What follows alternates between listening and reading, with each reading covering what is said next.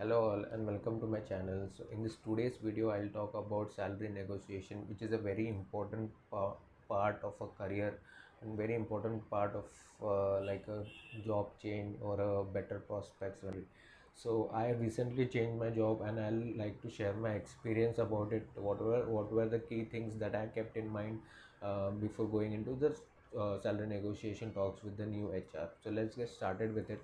So the first and the foremost thing is that expectation number. Now you should definitely have some expectation of a salary before going into talk, and some number, like fixed number that you want and you expect from the new opportunity or the new job. So this number will come into very handy. So how to get this number? Now this number you can get it via Glassdoor, like whatever is the average range that other peoples in other industries and other companies are getting paid.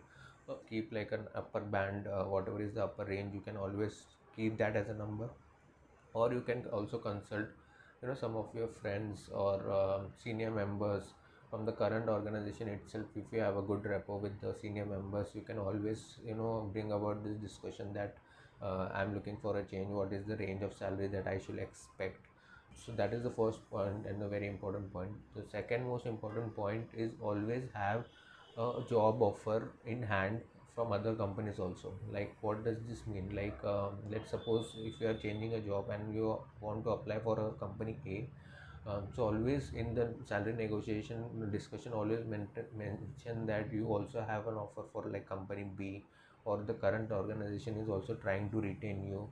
So this puts an additional pressure on the company that you want to apply for, and they will basically make sure that they hire you immediately, and whatever salary that you were expecting, they will agree to it in a shorter span of time.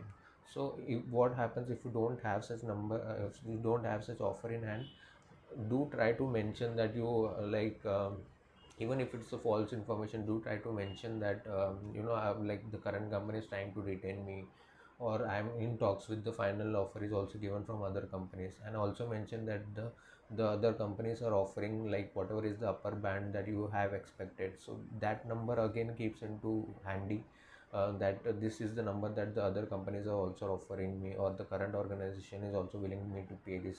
So if you put across that number, and also what other companies are offering you, the new company's job also becomes very easy. They also know that what your expectation is, and they will, if they want, they will always agree to it.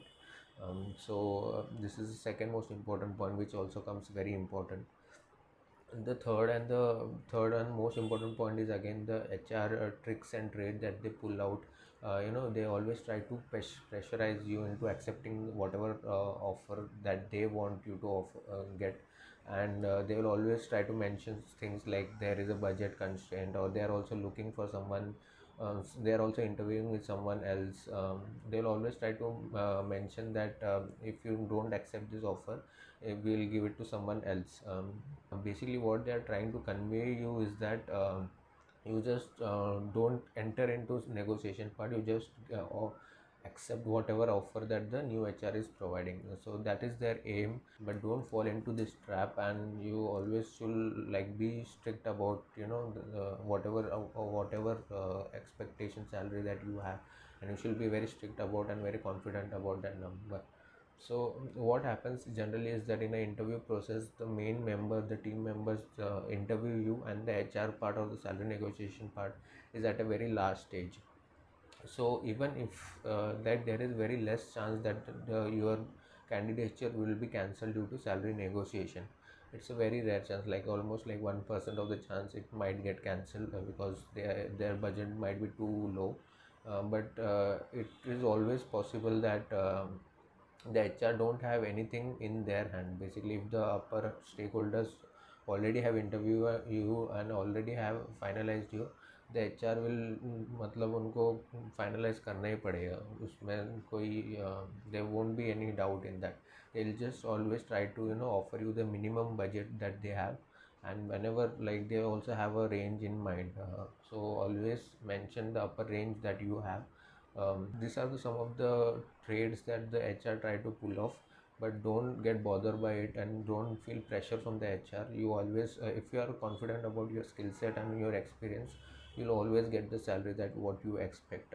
And it's a very bad thing that the HR keeps the previous employer salary as a base salary and try to offer like 30 to 35%, which is again very less. If your salary is less, then previous employer salary is less, then this 30 to 35% hike is also not very high. So I think, yeah. And the next point is about the breakup of a salary. So always make sure that your bonus is not a very large part of your salary. What happens is that, through my experience, I'll tell you, whenever you want to change a job, or want to look for new job, uh, you'll always wait for that bonus time, and you have to basically stay in that company, and you can't move on also, because you want that bonus amount.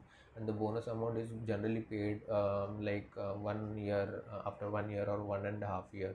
um, so companies act very weird with their bonus, and you should also make sure, like, you don't focus too much of that bonus, because even if you're serving, even if you announce your resignation, then your bonus might be cancelled. So even after working for 1 year and you resign just before announcing the bonus, your bonus might also get cancelled. The company might not even pay the bonus.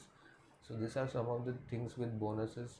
So always try to make sure that the bonus is very low, and a lot more is in hand salary and very less of a bonus.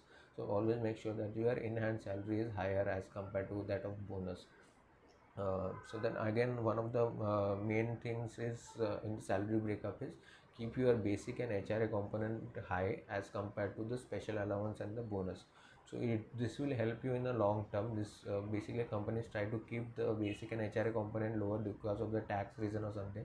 But for yourself, it's better that you keep the basic and HRA component higher, and special allowance after that, and after that bonus. So always keep the bonus at a very last stage, because it doesn't help you in any way. It's just like a one time payment.